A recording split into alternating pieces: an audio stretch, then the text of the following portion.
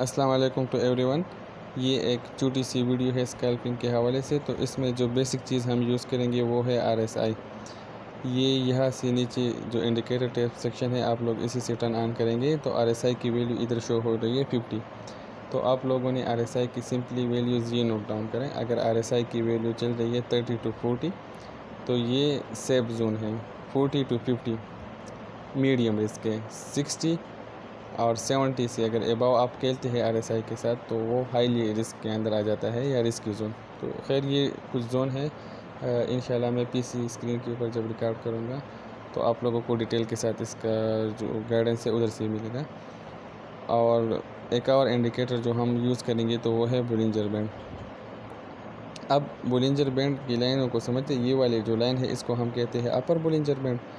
ये नीचे वाली जो लाइन है मिडल वाली तो इसको हम कहते हैं मिडल बोलिंजर बैंड। और ये सबसे जो लास्ट वाली लाइन है इसको हम कहते हैं लोअर बोलिंजर बैंड। तो इसकी खासियत ये है कि ये हमें प्रेडिक्शन देता है कि अभी जो प्राइस आप लोगों को स्क्रीन के ऊपर दिख रही है 25.7, ये वाली जो करंट प्राइस चल रही है, एक पॉसिबिलिटी ये है कि ये प्राइस यहाँ तक आ जाए 26.82।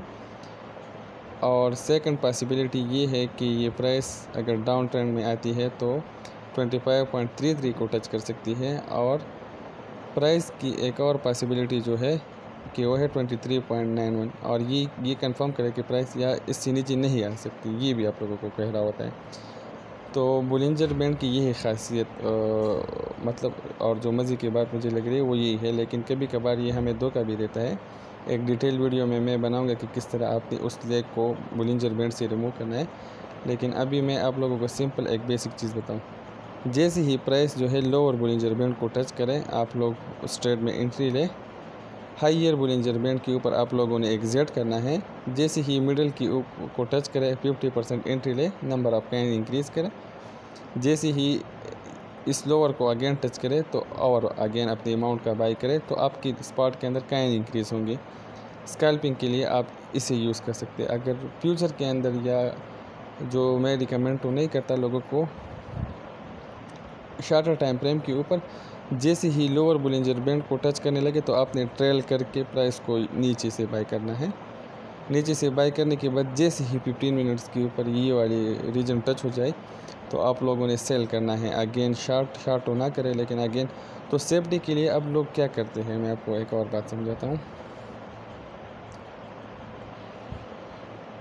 सेफ्टी के लिए लोग ये करते हैं कि लोअर बोलिंजर बैंड के ऊपर बाई कर लेते हैं, मिडल के ऊपर जाने से आधा सेल कर लेते हैं और यहाँ पर जाते हुए पूरा सेल कर लेते हैं।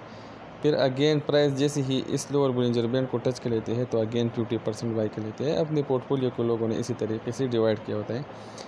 अब स्कैल्पिंग के लिए जो सबसे बेस्ट काइन है वो तो बहुत सारे हैं, लेकिन जिनमें से कुछ ख़ास मुझे लग रही है वो है एटम। आप शॉर्टर टाइम फ्रेम के ऊपर इसे चेक करें।